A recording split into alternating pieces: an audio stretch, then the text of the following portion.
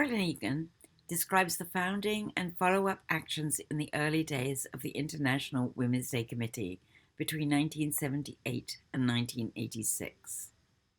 Judy Persaud talks to Rise Up about the failure of IWD to fully acknowledge and act on racism in the women's movement. She goes on to discuss how the organization, Women Working with Immigrant Women, intervened to change the approach and eventually become the primary organizers of the March 8th event every year. So I will start by saying that I'm Sue Colley and I'm with Rise Up Feminist Digital Archive. And I'm very pleased to have with us today Carolyn Egan, who has for many, many years been with the International Women's Day Committee, and Judy Persaud, who was also for many, many years with the International Women's Day Committee and with Women Working with Immigrant Women. So perhaps you two would both like to briefly introduce yourselves, and then we'll start with some questions. Well, I am Carolyn Egan, as you said, and I was involved in the initial 1978 International Women's Day, and I'm also active in the union movement, pro-choice movement, reproductive justice, and that's about it, I guess. Hi, I'm Judy Persaud, and I entered the IWD scene around 1986, that wonderful year. I've worked with anti-racist organizations, women's organizations, Cross-Cultural Communication Center, Women Working with Immigrant Women, and also within the labor movement and just with the broader social justice movement. So it's great to be here. Thank you for asking. We could start out, as you suggested, by talking about the origins of International Women's Day March and Rally in Toronto. And I imagine, Carolyn, you'd like to start with that, right? Yeah, thank you very much. Well, thinking back to 1977, that's when the idea came to start organizing again for International Women's Day. And I think that it was a small group of about 10 or so women, mostly socialist feminists. And we felt that it was really important to bring back the energy and the militancy of the movements of the 60s, when the women's liberation movement, the Black Power movement, the anti-war movement, the gay liberation movement, the American Indian movement were in the streets fighting strongly for demands and winning. And we felt that we had to respond to things that were going on in the newspaper, the media, that the women's movement was dead, feminism has achieved what it needs, we don't need it anymore, which was such a ridiculous concept because women's liberation was far from won. And I think we also wanted to get back to the roots of International Women's Day. I mean, it was declared in 1910 by Clara Zetkin and other socialist women in Europe, and it was commemorating the strikes and the walkouts, the marches that immigrant women garment workers had been involved in earlier, a few years earlier than that in New York City, fighting for better working conditions, for better pay, and for dignity and respect that they clearly deserved in their workplace. And also that was echoed in, I think it was 1912 in Lawrence, Lowell, Massachusetts, when thousands of women workers struck against the robber barons in the mills there, and they organized, they fought, self-organized, and speaking 22 different languages, they were able to bring unity and fight and win. And I think that was the spirit, to bring class issues back into the women's movement in a way that made a real difference.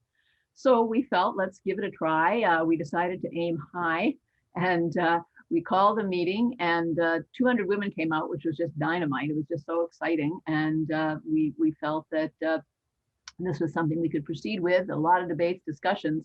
And one of the key debates was whether we should have a march and rally that was within sort of the self-defined feminist community, women only, or should we broaden it out and have trade unions involved, immigrant communities involved, and make it a very large event if we could. And that was the decision that was made in the end.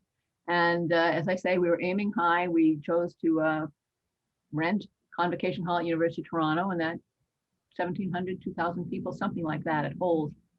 So a lot of organizing was going on, getting the speakers, all of that. And I remember the day of the event itself, we were there, and whether it was for 11 a.m., I don't know, but 11 a.m. came, And we were there, the speakers were there, and barely anyone else. And it was like, oh my heavens, like we maybe overstretched ourselves here. But I remember Jess McKenzie, one of the organizers, would come running in saying, they're coming. And the hall over a matter of minutes just filled up. And it was just a very exciting event. And speakers, they put forward their issues, they spoke, we went into the streets, there was a very dynamic march. And interestingly enough, one of the issues that the media really picked up on was the deportation of Jamaican mothers. Sharona Hall from that committee was one of the speakers.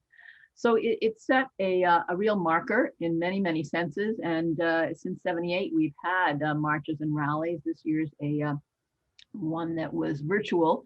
But last year, 11,000 were in the streets, and it was hugely successful. But there was a real problem. And the problem was that it was not diverse, it was not representative, and it really didn't reflect the women of Toronto and all the struggles that were going on in the way it should have.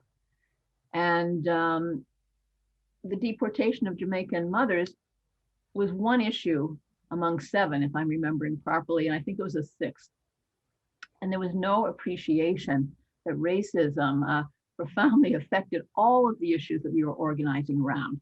And I think if you look at childcare, if you look at violence against women, workplace concerns, whatever, the impact on Black women, Indigenous women, South Asian women, Chinese women, all women of color was profoundly different than the impact on white women. And no matter if they were all from the working class, no matter what. And that had to be dealt with, it had to be recognized, and an anti-racist class perspective had to come forward. And so that was something that had to be learned. And I think that racism is a huge barrier to unity in the women's movement, any movement. And I think that through that experience, if you are going to build a unified movement that really took on the state, that took on the corporations, took on capitalism, if you will, that maintains racism and all the exploitations and the oppression, then it has to integrate an anti-racist perspective.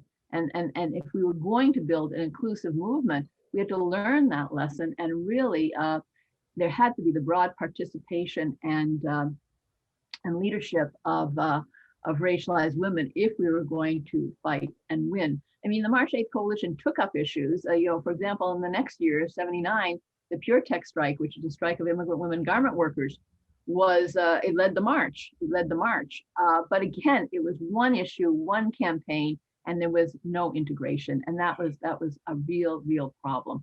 And so, Carolyn, can I ask, why do you think that was?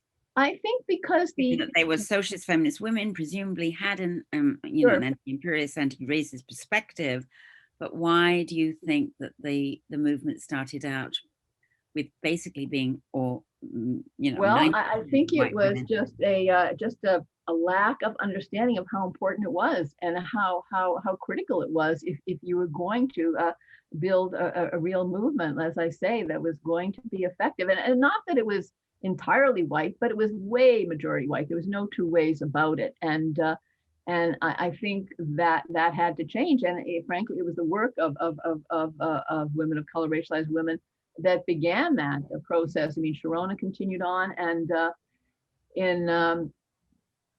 in a few years later, in 1981, 2 organizations, Women Working with Immigrant Women and the Coalition Against the Marcos Dictatorship, chose to come into the coalition as organizations. And WWIW had women from a lot of different backgrounds. Maria Teresa Lorraine was the coordinator at that point. A number of the activists who came in were from Latin America. They had become political refugees to this country, fighting the dictatorships in their own country, and encountered all kinds of racism, discrimination, bigotry. And the Coalition Against the Marcos Dictatorship, most of the women were from the Philippines. They were fighting the Marcos dictatorship at home. They were working here as well. And they were working particularly in the areas of caregivers and domestic workers. And they raised this issue. If you were going to be a representative movement, you had to really take on the inequities that racism created and change the structures, change the way you deal with issues, change the whole programmatic approach, the organizational approach, and it had to change in significant ways. And where we has always had a trade union outreach committee, because there were many women from the trade unions, working class women in the coalition, and they initiated an immigrant women's outreach committee, and that with others developed leaflets particularly geared to those communities, and this was a process of change that had to take place, and women had to learn and unlearn. And I think there was as you say, a theoretical understanding of the need to fight racism and fight colonialism and imperialism, absolutely. But when it came down to the actual doing of it, it wasn't happening, and that's where the problem lie. And as I say, WWIW played a very significant role in this, and Salome Lucas, who when Maria Teresa stepped down, she became the coordinator of WWIW, and she interestingly had been one of those pure tech strikers back in '79, and she took on a very significant leadership role. And as time went on, Judy came into the coalition as well, and the two of them really were very strong leaders pushing this process, and it was a hugely important process that I think has made a real difference as time has gone on in the way the coalition functions, who leads the coalition, and the issues that are highlighted. So I'll leave it at that. Thank you, Carolyn. That was a wonderful synopsis of, what was it? Almost 10 years. Or more than 10 years, Well, really. Yes. Could have said an awful lot more, but I didn't want to overdo it. You are so good at this, Carolyn. You are amazing. I can't believe it. But Carolyn, how do you describe that 11 o'clock and no one there and just waiting? Yeah. I could just feel it. And then when you saw the streams of people coming in, I had to like wipe my eye there a little bit, because I felt that relief and excitement. So that was wonderful. Thank you for saying that, because sometimes you just have to take leaps of faith. You just have to, let's do it, let's try it, and let's go. And if we fail, we fail, but we got to try. And thank heavens it worked out. And I think movements reflected what was also in society, the structures in society, and movements prioritize transformation and change and fighting for social justice. But you still have to face the structures and the same, I guess, oppression or barriers that you see in society. And the thing is, movements then needed to make the commitment to transform. So it may have been theoretical, but I think the commitment and the work that it took, that was the step that was needed. So but that was great, Carolyn. For sure. Absolutely.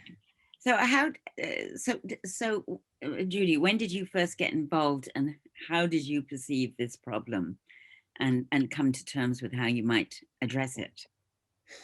Well, I'll start a little bit with women working with immigrant women, because for me, that was part of my entry point into Toronto. I had just was in Toronto about 2 years. I just finished university, and now getting involved in the movement. So I think I'd like to talk a little bit about WWIW, because it really had a key role. And I mean, WWIW it was created in 1974, and it was created as a network for community workers and community-based agencies who worked with immigrant women. And it was, a way to bring people together to have some sort of a collective action in pushing for services and programs and engaging in political action around the needs of immigrant women. So that's why the organization was formed. What kinds of organizations were part of women working with immigrant women? I could just mention some. Carolyn can add to more there, but Working Women Community Center, Immigrant Women's Health Center, I think Rexdale Women's Center. Yes. Yeah. Carolyn, do you want to add others? Yeah, there were a whole range of groups that don't exist now. I think the Immigrant Women's Health Center was called something different at the time, and varying collectives of women who were fighting on different issues, the Latin American Women's Collective, et cetera. And I think Cross-Cultural Communication Center had a Yes. role in that as well. So many different groupings from different communities. And, you know, when specific struggles would come up, like, for example, the deportation of Jamaican mothers, people would connect, you know, to the network then as well. Yes. And WWIW, I mean, this is actually, it was something exciting happening at that time, because WWIW was part of this alternative women's movement that existed, and other organizations that, you know, it was being created. So you would have, and I'll refer to Women Working with Immigrant Women as WWIW. And Immigrant Women's Health Center, they started in 1974. And then you had the Working Women Community Center in 75, Rexdale Women's Center in 79, I believe, and the Coalition of Visible Minority Women in 1983. So here you had the development of organizations geared to meet the needs of immigrant women, to advocate for immigrant women and women of color at that time. And it was an alternative women's movement. We also had a provincial organization called the Organization of Immigrant and Visible Minority Women of Ontario. And then there was a national organization, the National Organization of Immigrant and Visible Minority Women of Canada. And these were all part of this alternative women's movement. And that speaks to the need that was there. The movement was not appropriately addressing and pushing for, you know, advocating for the needs of immigrant women and women of color. So this movement was forming, and you know, it was exciting to be a part of that.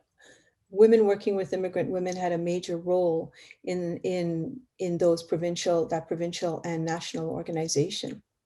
And I think, you know, when you look at the projects that WWIW did, they were quite groundbreaking. I mean, in 1983, I think in the early 80s at least, Women Working with Immigrant Women worked with the Cross-Cultural Communication Center to start the Shirley Samaru House. And this was a shelter for immigrant women escaping violence. That was groundbreaking at that time. Actually, it still is. You know, and together with the Ontario Council of Agencies Serving Immigrants, OCASI, they organized a citywide forum focusing just on immigrant women's issues and needs. In the early 90s, it created a handbook called Towards, I think it was Developing an Anti-Racism Action Plan. And this was a handbook that it was developed for community workers in service organizations. They could use this handbook to work towards implementing anti-racist policies and practice within the organization. So those were 3 projects that, you know, from the start that we were involved in. But I think something that's also important is that WWIW made the conscious political decision to, yes, work within the immigrant and women of color communities, but also work with broader movements such as the women's movement and the labor movement.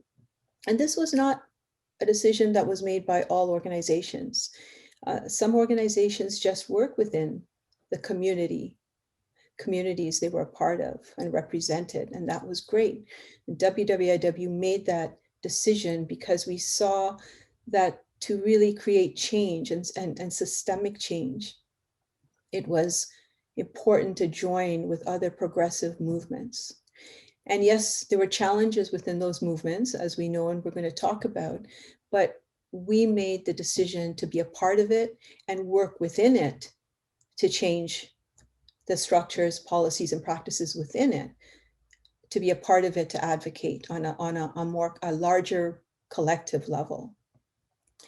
So in 1984, Women Working with Immigrant Women joined the National Action Committee on the Status of Women. And that was a national excuse me, Organization for Women in Canada. And later on, we pushed for the creation of a committee called the Visible Minority Women and Immigrant Women's Committee. And, the reason we pushed for that was, again, to have a collective visibility within an organization where our numbers were few. So it was a way to build power within NAC. And one of the resources that we created was towards an anti-racism women's movement. And this, provided a guide for a way forward for NAC to transform itself. It spoke about changing policies and practices within NAC, that it can be more accessible, more representative, really to integrate an anti-racist perspective within that organization. Again, WWIW, I tell you, this is why I stayed with and was a part of WWIW for so long, because we did exciting work. And while I was there, Salome was the staff there, and it was just exciting to work with her, and just just do this work in all the different movements, and still to connect with organizations within the people of color, women of color, and immigrant communities. And one of the projects we did that was, it's a study. It's called No Hijab is Permitted Here. And I put that in quotes because that is the title of the study. And we worked with Canadian Arab Federation, the Council of Muslim Women, the Federation of Muslim Women, Canadian Auto Workers, and United Steelworkers of America, Carolyn's union. Mm-hmm. So here we were bringing together these different sectors, and the study was to focus on the experiences of women, Muslim women, wearing hijab when applying for work within the manufacturing, sales, and service sectors. And it documented, and the No Hijab is Permitted Here was something they heard when they were applying. And the study, it was a small study, but it clearly showed the discrimination that was experienced, and it documented the Islamophobia that these women experienced. And this was probably in the late 90s or early 2000s. But that was not something that was spoken about a lot in the media, in the mainstream. So it was quite exciting to do that project with these groups. Another project we did was with the labor movement, working with different unions to document the history and the organizing of workers of color within the labor movement, and how workers of color were pushing for change within the labor movement. And this, again, Salome and I wrote that resource.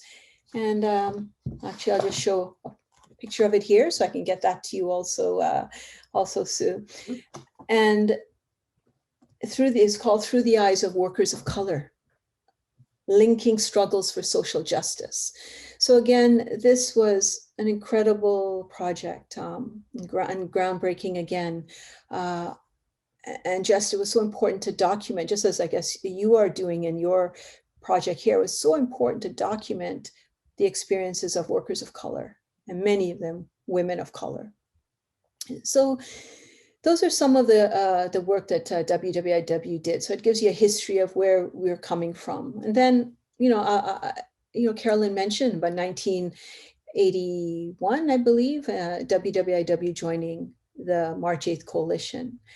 And this was to bring a voice of immigrant women and women of color to the March 8th Coalition. And there was, I think they spoke out about the approach that the coalition, the single issue approach that Carolyn mentioned, that the coalition was taking. That was the first year, as we mentioned, that there was a leaflet, materials in different languages other than English. There was also the Immigrant Women's Committee formed that year. A few years later, 1984, I want to read this because this was in the leaflet that came out in 1984. This year, we are highlighting the experiences and the struggles of minority, Native, immigrant, and poor women. In addition to fighting the worst of sexist discrimination, we also confront racial discrimination on a daily basis. So, this was another step, an important step in transforming the March 8th Coalition. One small step, but a step that's necessary, transforming the March 8th Coalition so that it can become a little more representative, a little more welcoming to communities who had historically been excluded. So, I mean that gives a little history of WWIW and our entrance into the March 8th Coalition.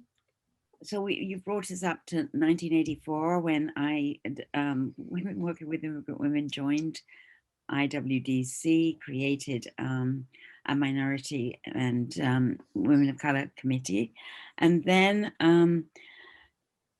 I guess it wasn't until 86 that there was really a push to make sure that the anti-racist perspective got wholly involved in IWDC. Is that right? Yes. I mean, so in 1986, racism was still not seen as a major concern for the women's movement. And yes, issues they were covered. But when you look at who determined the political direction of the March 8th Coalition, it was still white women. And, when women of color were chosen as speakers, or if they participated in the coalition, it was, the Native woman, the Indigenous woman, the Black woman, the South Asian woman.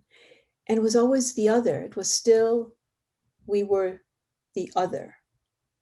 And this needed to change. I mean, if the women's movement was to be a movement to represent all women, there had to be change. It had to reflect and incorporate the lived realities of all women, the lived realities of Indigenous women, of Black women, of South Asian women. And yes, we also group as women of color, but each of these communities have their own unique historical reality with the country and the society, with the movement. So this had to be incorporated. And this was a challenge that was put forward in 1986, the challenge to change.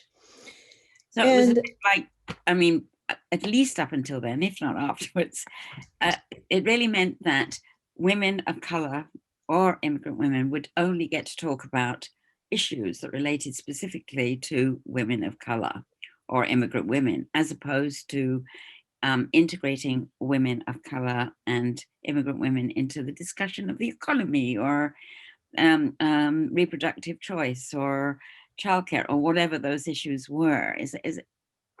That's how I remember it. Is that kind of what it was like? It was, not that women of color or immigrant women were really integrated into the mainstream of all of the issues. Well, I would say a process had begun to do that, and that was because of WWIW and the coalition against the Marcus dictatorship, and I would say, the work of people like Sharona from the Committee Around the Deportation. So that was a process that was beginning, but as Judy was saying, racism had to be taken on full square, and I think that's what 86 and WWIW was one of the initiators of that. Because the theme was No to Racism from Toronto to South Africa, because a huge struggle was going on in South Africa. And that was to be the entire theme of the day. And that was a big, big change as I remember it. And that was initiated by a group of women who got together. WWIW called that meeting, if I remember, Judy, if that's correct. And groups like Yes. the Latin American Women's Collective and the African Ethiopian Hunger Campaign, and the there's a whole range, WWIW. There's a whole range of color organizations that came together. Initially met with WWIW and IWDC, which was a separate organization but was part of the organizing, and that's what was put forward. That's my memory of it, Judy. Yes. Other organizations, there were the Coalition of Visible Minority Women, Yeah. The Communications Workers of Canada. Yeah. And yes, so it was important to name these organizations because, this was a group, and as Carolyn said, led by WWIW and IWDC, bringing this proposal forward to the March 8th Coalition. And the proposal was to make the focus of that year racism and only racism. And I just want to read a few, and we do have this leaflet also. The proposal, sorry. Some quotes from the proposal. It is time for the feminist movement to recognize in a very public way that the struggle against racism is our struggle. We hope to use March 8th, 1986 to make a resounding statement about this. For this reason, the coalition must lead the way in efforts to build the feminist movement on an even broader basis and to bring the issue of racism to the attention of the coalition's component groups. We think it is time to put the issue of racism front and center. We propose that the central theme for March 8th be Women Say No to Racism from Toronto to South Africa. So that theme was brought forward to this group, by this group of organizations, led by WWIW and IWDC. So that's how it came to the coalition. And I think, and of course it was accepted, but having this as the theme brought more women of color into the coalition than previous years. And as I mentioned at the beginning, that was my first year. And, when I speak to women who are involved, you hear, and understandably so, you hear, wow, that was a challenging year. That was a difficult year. That was a stressful year. It's like, 1986. But for me, at least, it was an exciting year because it was a doorway into feminist organizing and politics in the city. And it was a wonderful pot, of just feminists from different communities coming together. And yes, there was struggle. And yes, there were challenges and confrontation and debate. And rightly so, women of color, and this included Indigenous women and Black women, South Asian women, this group of women of color were saying, wait a minute, how things are organized is it's not working for us. They questioned the way the politic, or we questioned the way the politic of the day was determined. Who was in the leadership? Who determined the politic? Who got invited? How did people get invited? How decisions were made? So all of these things were challenged. And I think through this challenge, through the debate, through the struggle, change began to happen in the March 8th Coalition.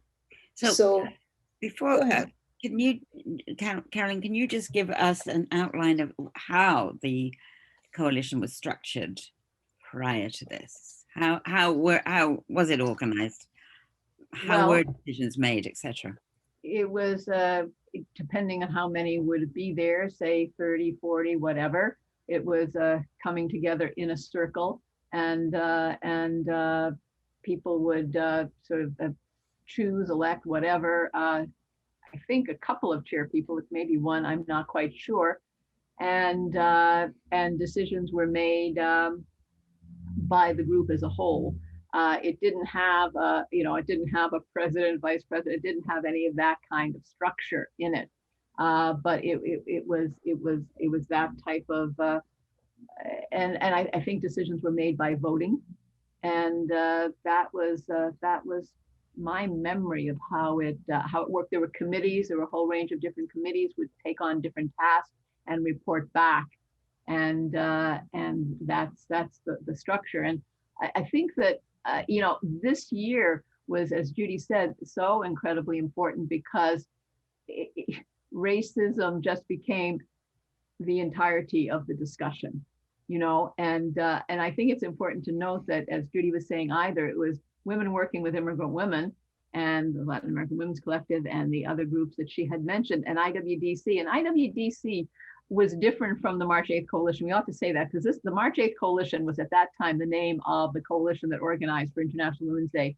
IWDC was a socialist feminist group that would be primarily white, not entirely by a long shot, but primarily white, and had a separate existence outside the March 8th Coalition. So when Judy talked about WWIW and IWDC calling this meeting, it was those two groups, which therefore obviously included women of color and racialized women, as well as white women, because that I don't think we made clear at the start. So the March 8th Coalition then was the coalition that organized International Women's Day, which came together for, say, what would you say, Judy, 3 months or something like that? Yeah. Do that work? Yeah. January to March. Yeah. Okay. But it did include people from both Women Working with Immigrant Women and the IWDC committee. Correct. Yes. Yes. That's correct. Okay. All right. So Judy, you're saying that what you realized was that it wasn't good enough. That the whole problem with the coalition was that it was basically a racist organization, or at least it didn't. It might have not have been, self-identified as racist, but the way it operated and its structures and its choices were still fundamentally rooted in racism. Is that right? Well, like other movements, the women's movement weren't inclusive. The women of color did not feel represented, did not feel included. The analysis that was put forward did not include our realities. And this is what we're talking about with the change, right? And the change that started, as we said, when WWIW joined in 1981. And it continued because, as we know, it doesn't happen quickly. So the challenge was put forward. The March 8th Coalition needed to deal with racism, needed to look at how internally it worked and how it would exclude, just by the way it worked, exclude women of color, how the way decisions were made, would not be, there wouldn't be a power balance, I guess, in the way decisions were made. Because if you had a small number of women of color as opposed to white women, and it is voting, and you're voting on an issue, well, it's the power imbalance is there. And I think that's one of the reasons, and that happened in the 1986 coalition. And that was one of the reasons the Black women, excuse me, Black women and women of color caucus was called. And this was something that we continued in the coalition as a way to, if an issue came up, it was a way to balance the power. This caucus could be called, you discuss the issue, come back to the main meeting and put forward a position. So, this is my understanding, as I think I don't know, maybe I was 24, 25 at that time. This was one of the changes that women of color pushed for. And Carolyn mentioned about the chairs. I remember another change that happened was there would be a woman of color as a chair. And then that change may have happened in 86 or maybe 87. But again, that was one of the ways to make the coalition accessible and inviting. But I think the most important thing is the analysis that was put forward, right? 86, also what started in 86 was an anti-racism education committee. And this was a committee just for white women on how to go about educating themselves. And there were no women of color in that coalition. So that in that committee, sorry. So that was something else that started. But I think what was important was through all this debate, we came to a common acceptance of what we were going to put forward as a coalition to the public on the day. And we created the leaflet for the day. And that leaflet was developed by women of color and white women, and it integrated an anti-racist perspective within that leaflet. And it's a little bit long quote, but I want to read this because it is from the leaflet. And this shows really the step forward that was being taken in 1986. We do not believe that racism is merely a misunderstanding among people, a question of interpersonal relations, or an unchanging part of human nature. It is like sexism, an integral part of the political and economic system under which we live. This system uses racism and sexism to divide us and to exploit our labor for super profits. We are shaped by racism. It gives some of us privilege, and we reproduce what it teaches us. This has to be fought in our daily lives, but we cannot just educate racism away. Even legal reforms are not enough. We must take racism to its material roots and change the economic and political structures which maintain it. Fighting racism is a feminist issue, and white women must see it as a priority. Racism distorts all of our lives. It divides and weakens us, giving power to our oppressors. Fighting racism is a feminist issue to the extent that all women are not white, and the women's movement and the labor movement are strengthened by the participation and leadership of Native, Black, Chinese, South Asian, and other women of color. We are up against strong enemies. An anti-racist analysis makes our movement broader and more powerful. Women as a whole must say no to racism, because if they come for some of us in the morning, they'll be coming for the rest of us at night. So that was on the front page of the leaflet for 1986. And that is the message and the statement that went out from the March 8th coalition. It's a huge step. Carolyn wants to add. Well, I just think it in itself is a powerful, powerful statement. And, I think as, we were saying, and a process had begun, with a recognition when 81 WWW and the coalition came in, and that process started to change. And through some of those years going up, at least looking back at the article Judy and Linda Gardner and I wrote, about a third of the women were of color or immigrant women or identified as such, but not the majority by a long shot.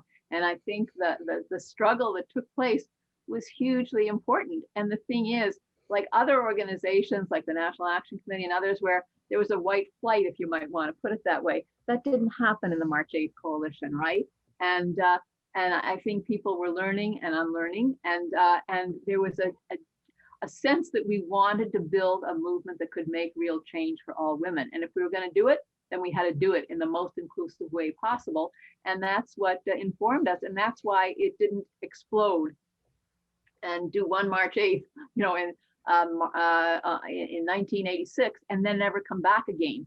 That was not it. That was not it. And I'm sure women always, like in any movement, some are going to stay, some are not. But there was no huge exodus of white women at all. It was a very positive and, as Judy said, sometimes very difficult, struggle. But it was hugely important, and I think it strengthened the social justice movement generally in this city, and the understanding that we are much stronger if we have that inclusive movement, and that is what we have to continue to build. And it, if you look at who is involved in March 8th this year or last anywhere, of all the speakers, there was one white woman that I remember who was a working class white woman from north of Etobicoke in Acorn, fighting against evictions with her her neighbors, and that change just kept on going, and hugely important, and big steps, making history in many senses. Yes, and it, after 86, because as Carolyn mentioned, women stayed, and there was a commitment, because through the summer of 86 and the fall of 86, there was a planning committee that came together to really look at what happened and to come up with a framework of restructuring the coalition. And yes, there were differences. There always will be. There were differences. But there was a common vision, a shared vision, and a shared commitment to building an anti-racist women's movement. And WWIW, as part of this team, called a one-day meeting. And at this meeting, the framework was presented and accepted. And out of this meeting, you would have the start of the 1987 March 8th Coalition. So there was acceptance of this new basis of unity, where we're recognizing that there are differences, acceptance of a group caucus method of decision-making, acceptance of who would chair meetings. So we were moving forward. And I think when the 1987 March 8th Coalition started, there were about 1/3 of its members were women of color. And you had such organizations as the South Asian Women's Group, Lesbians of Color, the Coalition of Visible Minority Women, Native Women's Association, and of course, women working with Immigrant Women. And that was a year in continuing to build. The theme was fighting racism and sexism together. So, the keynote speakers on that day, I'll just read a quote from the keynote speakers. Last year on International Women's Day, we said we were going to build a new women's movement in Toronto. A women's movement which does not represent and include all women cannot be called a true women's movement. An anti-racist women's movement has to include women of color, Black women, Native women. It has to address issues which affect our lives. And that speech was given by two women of color, a Black woman and myself, Indo-Caribbean woman. So here we were, speaking to the women's movement, that the movement has to change and we have to be included. It's a demand. Otherwise, how could you be the women's movement? Right? It was simple as that. And this building, this integration of anti-racism, in the analysis, in the politic that went out, this linking of struggles and oppressions continued. So in 1989, the theme was women say no to racism, sexism, and economic inequality. So there again is the building. I just give another example of a theme because it raised another struggle we had. And this was in 1991, where the theme was women say stop the racist war from Oka to the Gulf. And this included issues of self-determination for Aboriginal peoples, Palestinians, and Blacks in South Africa. So amazing theme. We worked with again, quite a diverse group of women to develop this.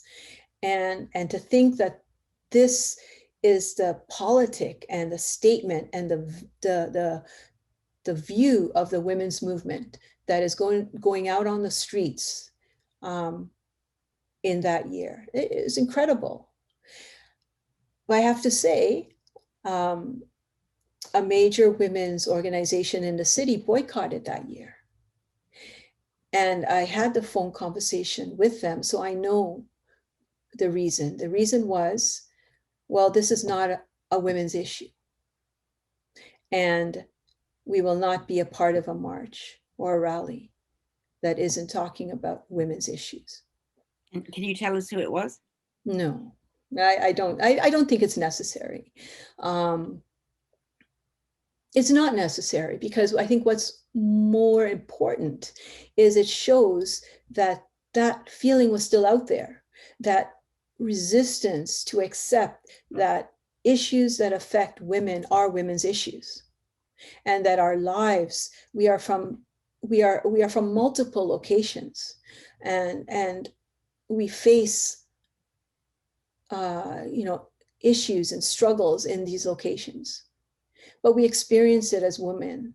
So if we are a movement that is open to bring all women together, then the issues that we experience as women are to be women's issues. So it just illustrated that struggle continued, but this was still the March 8th coalition, the feminism, the face of feminism on the streets in the city was saying this. And I think what was important here too was we had started to influence change within other movements too, right? I think that's one of the things that is understated in the March 8th coalition, because it did influence, the whole integration and the struggles to integrate anti-racism did influence the politics of women's organizations in the city, of labor organizations in the city. So, we kind of need to underline that at times, that I played a critical role. Yeah, so I think, I'll stop there. Can you tell us why you think it was different in Toronto, in the sense that you were able to work through these issues, form a new basis of unity and a new approach and so on, whereas other organizations, most notably NAC, were not able to do that? Well, if I may take a stab at that, I think because most of the women were coming from an anti-capitalist perspective, if I may say that. And I think that made a huge difference. And even in the early days, if people had, as I said earlier, an intellectual, theoretical understanding of fighting racism, and certainly went to, women's strikes where immigrant women were being abused, etc., it was an appreciation that we had to learn how to integrate it in a way. I mean, capitalism deforms all of us. We're all products of the system we grow up in, and we want to tear the head off the system in many senses. But you have your own lived experience, and I think that's what you bring to any place you work, you organize, you live in. But I think if you've come to an understanding that you're fighting the worst of sexism and gender oppression, then you appreciate that we're fighting for a world that no longer has oppression, and that's gender oppression and racial oppression and oppression, around sexuality and how you define yourself, non-binary, whatever, oppressions related to people who have disabilities, all of that, is encompassed in a system that we have to overturn. And I think that, so when you're trying to struggle for issues, and then someone points out, well, that doesn't really speak to the way I experience that issue, because I have an additional burden that is on my shoulders that you may not have felt. So it hasn't occurred to you that to take that up in a way it should, even though you may understand it theoretically. And so I think that was part of it, because people really, they weren't in it for themselves. There was no glory gained. There was no jobs to get. There was no wages paid on any of these things. People came to this as volunteers, gave a tremendous amount of their time to have a strong movement that could actually fight and win change. And if you're committed to a strong movement that it will fight and bring change, then you have to build the inclusivity, and you have to allow the people who are most affected by the exploitation and the oppression to take the leadership role, to push forward, and to knock over what has to be knocked over in the end result. And so I think that's my perspective anyway, of why okay, you listen to what's being said, and you bring it into your own thought processes. But I also think that change takes place through struggle. If you're sisters in struggle, if you are comrades in arms, if you are fighting together against exploitation or oppression, however it manifests itself, you appreciate that you have to fight for your sister as well as fighting for yourself, and you learn, and you learn through this. And I think it's been a huge learning experience, and extremely positive, appreciating. I mean, one can go on that, but I think personally that's the reason. People weren't attempting to make careers in this movement. People, and can't speak for everyone. I mean, who knows what's in anyone's head at any given time, but people really wanted to make lasting change, and you learn how best to do it. And who the people who are in it with you. And like when Judy read that piece, which was on the cover of the leaflet for March 8th, 1986, when it said, and it ended, they'll come for us in the morning, but they'll come for you at night.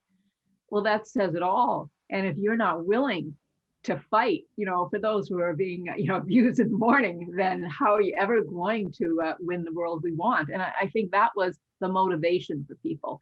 And does that mean everyone took it easily, or everyone wasn't upset at one juncture? Well, obviously, challenges create upset sometimes, but that is my thinking on why it's been able to maintain, and it is the largest, most continuous march and rally in the streets in all of North America. And that's a huge tradition, and it's a tradition that was born out of struggle, and good debate and solid debate and differences now and again, and they'll come as they come.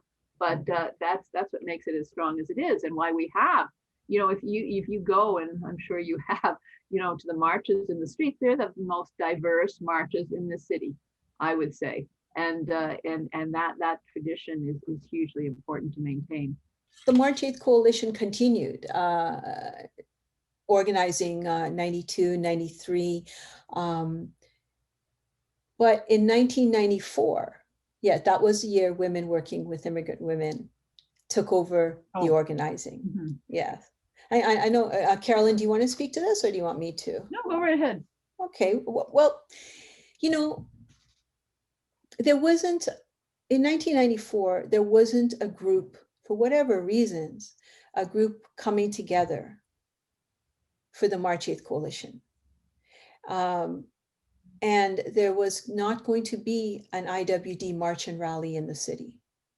And Women Working with Immigrant Women decided, because we were one of the continuing organizations in the coalition, and we consulted, and we had the support of the organizations that were left or that were involved to take over the organizing of IWD. So in 1994, we pulled a group together of our allies within the women's movement, labor movement, the student movement, immigrant movement, women of color, and decided to organize it because we thought the city cannot not have an IWD march and rally because again, this is the face of the women's movement of the city. This is feminism on the streets for Toronto.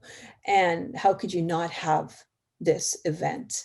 And it's not just a celebration, it is a celebration, but it's also a resistance. It is women's resistance and women's voice and women's power. That's what is on the streets on that day and at the rally. So it had to continue. So we decided to pull the group together, and that was the year.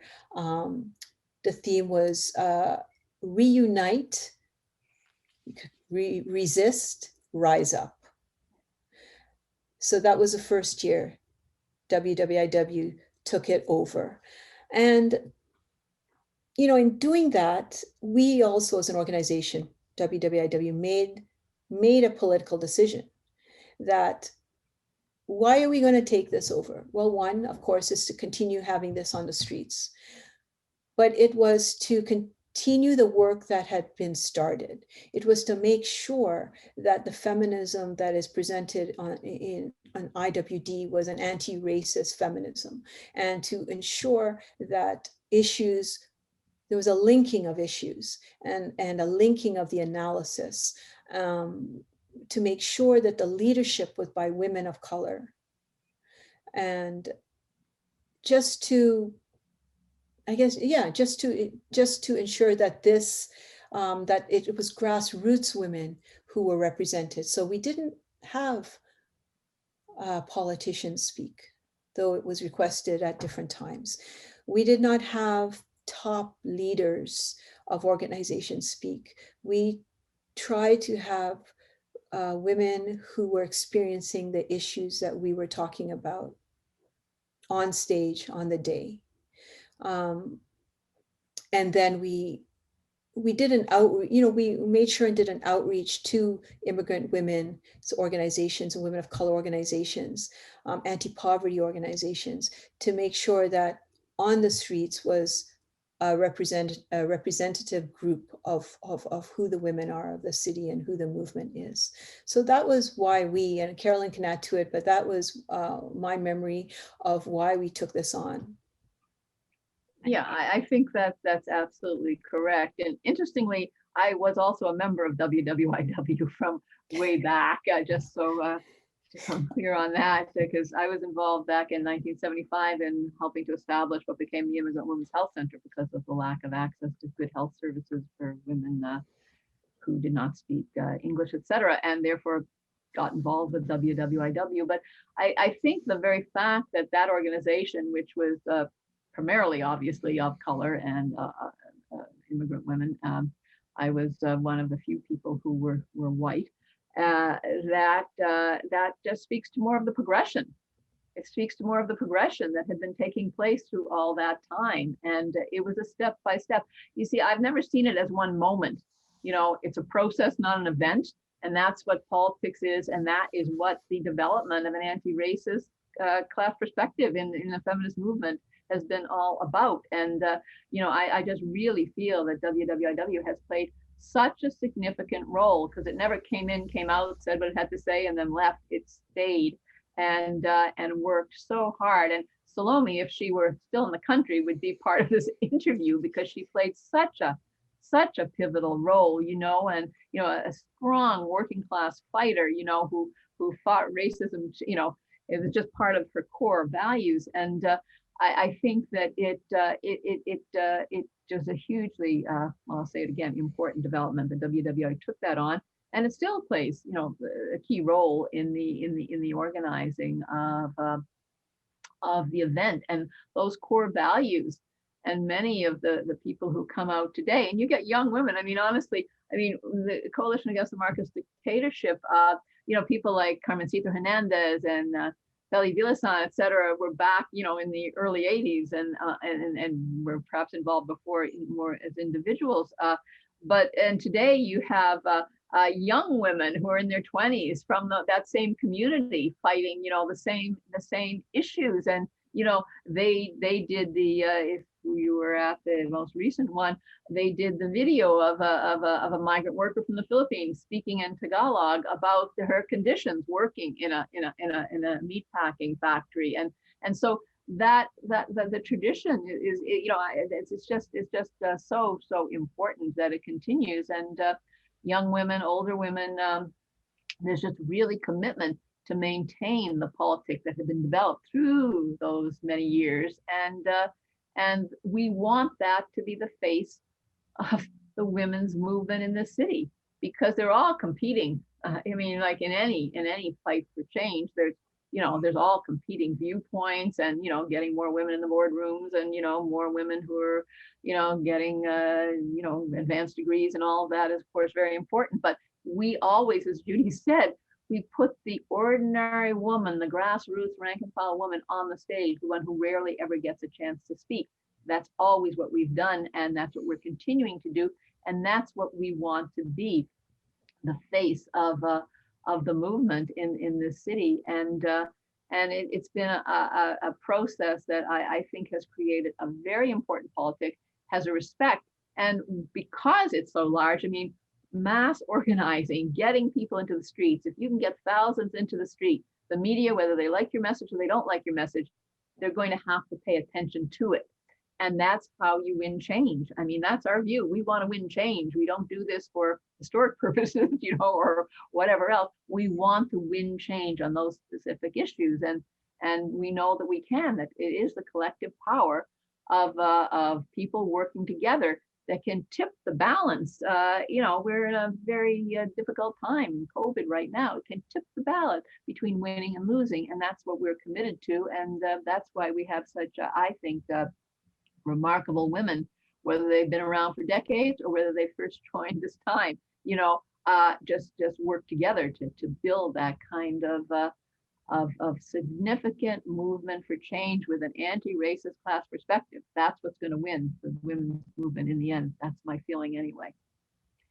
So just on that, did IWDC, yes, did it still exist at this point? Or, I mean, no, IWDC had changed its name to Toronto Socialist Feminist Action. And yeah, and I think it had ceased to exist around that time, Judy, if that's my memory anyway. I mean, I was a part of it, and that's my memory of when it ceased to exist, and perhaps that played a role in WWIW, choosing that it really had to take the organizing as one of its key issues, to take control, and it did in a good way. So, I mean, it's been an incredible job, because, I mean, it still keeps going, right? Yes. What do you see about, what's your trajectory about the future? Judy? Of IWD? Yeah. Well, I was thinking of what excited me about being in WWIW and IW and the March 8th Coalition, and now organizing IWD.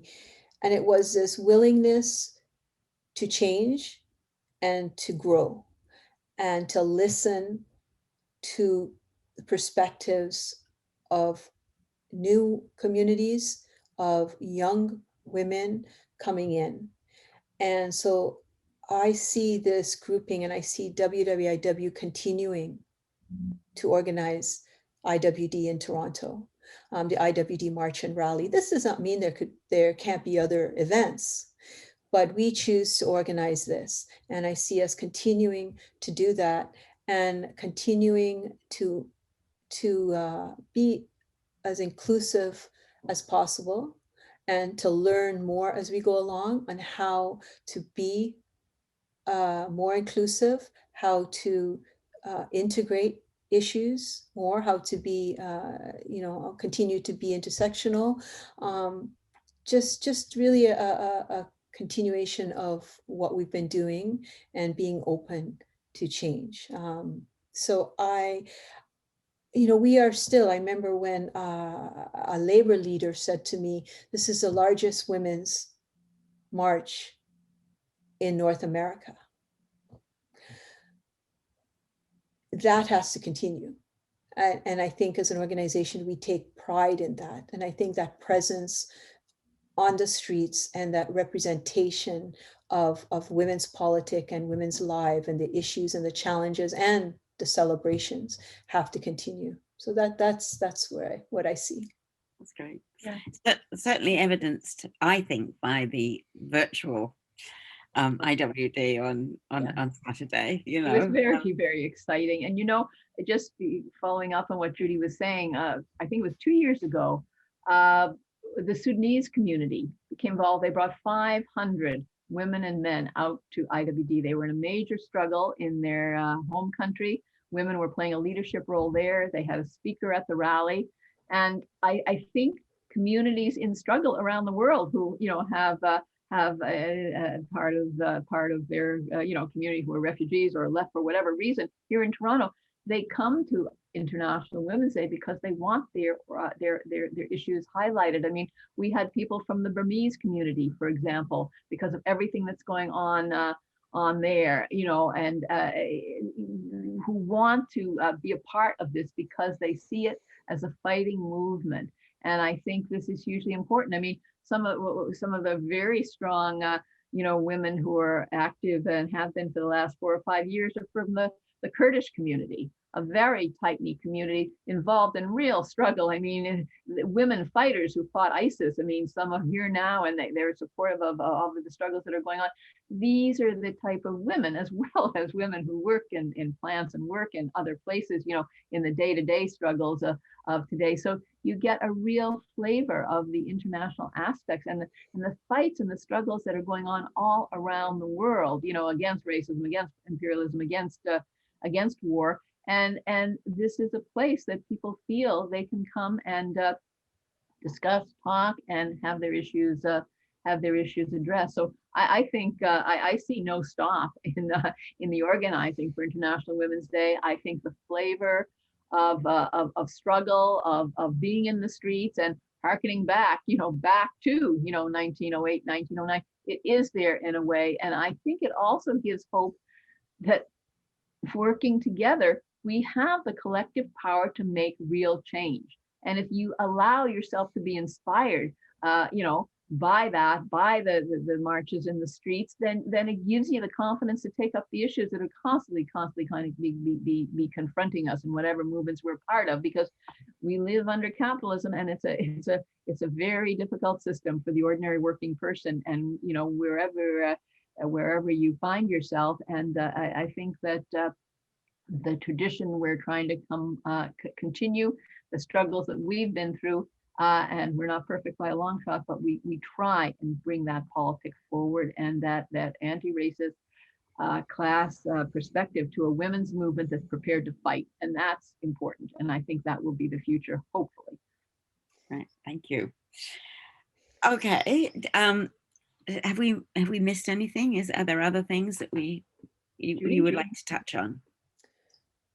No, I think we've covered it. I think we're okay. Yeah, I think we really did. It was great. It was really wonderful. Thank you. I think Judy and I would both like to say, and we said it earlier, that we would really dedicate this to Salome and the tremendous, Salome look at the tremendous role that she had played. And as we said, if she were not out of the country, she'd be speaking here and bring her perspective. But we salute her absolutely, the role she played over the many years. Definitely, yes. Yeah.